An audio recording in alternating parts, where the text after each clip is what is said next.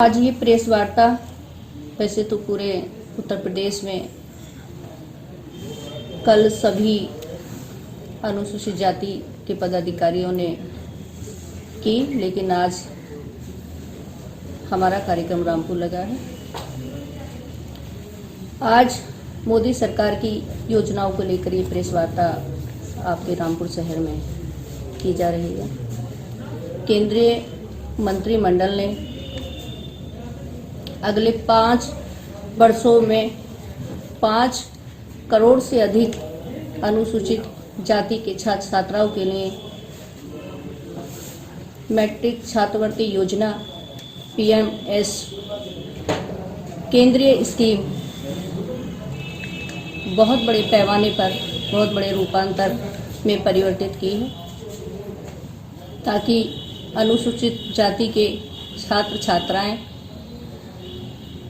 जो अपनी उच्चतर शिक्षा को सफलतापूर्वक पूरा नहीं कर पाए थे, अब इस योजना के तहत वो अपनी उच्च शिक्षा सफलतापूर्वक पूरा कर सकते हैं। मोदी सरकार ने 60 करोड़ से अधिक धनराशि को अनुसूचित छात्र छात्राओं के लिए निवेश किया है। इस धनराशि में 60% खर्च केंद्र सरकार करेगी, बाकी की बची धनराशि राज्य सरकार निवेश करेगी। इस योजना के तहत 3600 करोड़ ऐसे छात्र छात्राओं को चिन्हित किया जाएगा जो हाई स्कूल के बाद गरीबी के कारण घर की परेशानियों को देखते हुए अपनी उच्च स्तर की शिक्षा को ग्रहण नहीं कर पाए, पूरा नहीं कर पाए हैं। ऐसे छात्रों को चिन्हित किया जाएगा। ऐसे छात्र अपने सपने को इस योजना के तहत साकार कर पाएंगे। इस योजना के तहत 17-18 में पूर्व ये धनराशि 11 करोड़ प्रति माह थी। इस योजना को ध्यान में रखते हुए इस राशि को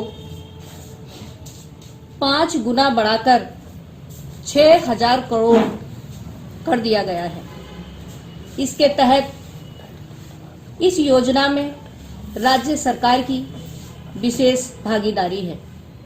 अब अपनी इच्छा से जो भी उच्च स्तर का कोर्स करना चाहें, चाहे वो ITI हो, चाहे वो B.Pharma हो, चाहे वो पॉलिटेक्निक हो, कुल मिलाके जो भी वो कोर्स करना चाहते हैं वो स्वतः ही इस कोर्स को कर सकते हैं। मोदी सरकार ने गरीबों को ध्यान में रखते हुए, अनुसूचित जाति के छात्रों को ध्यान में रखते हुए एक बहुत बड़ी योजना पूरे देश में लागू की है।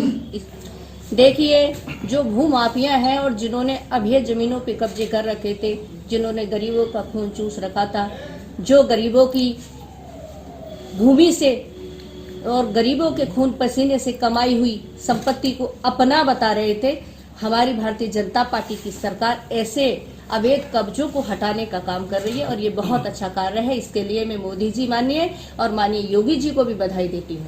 देखिए, सपा बसपा की सरकार या कांग्रेस की सरकार को आप सब ने देखा है, मुझे बताने की आवश्यकता नहीं है। ये जो एक संवैधानिक पद पे होने के बावजूद मैं एक बात जरूर कहना चाहूँगी कि हमारी जो सरकार है यहाँ बहुत अनुशासन से कार्य होता है, और जो भाजपा भारतीय जनता पार्टी की सरकार है यहाँ सारे ही लोग प्रोटोकॉल में रहते हैं, एक दूसरे का सम्मान करते हैं और एक दूसरे के साथ चल के खड़े होते हैं। लेकिन आपने जो अन्य सरकारों को देखा है तो आपने देखा होगा अखिलेश जी की सरकार में कि ये धांधलेबाजी चल रही थी, गुंडागर्दी चल रही थी, भ्रष्टाचार चल रहा था। हमारी सरकार ऐसे भ्रष्टाचारों को, ऐसे गुंडागर्दी करने वाले लोगों पर अपना शिकंजा कस रही है। और ये बहुत ही अच्छी बात कि जो आंदोलन कर रहे हैं वो किसान नहीं हो सकते। जो किसान है वो अपने खेतों में उपज उगा रहा है, वो हमारा अन्नदाता है, वो हमको खाने के लिए रोटी देता है। किसान वो है जब वो अपने खेत पर काम करता है और कोई घर से जब उसके भोजन आता है और उसको ये नजर आता है कि कोई व्यक्ति मेरे पास आया है, तो वो उससे कहता है कि एक रोटी तू खा ले और एक में। किसान वो होता है। जो बॉर्डर पर धरने प्रदर्शन में बैठे हैं वो किसान नहीं हो सकते।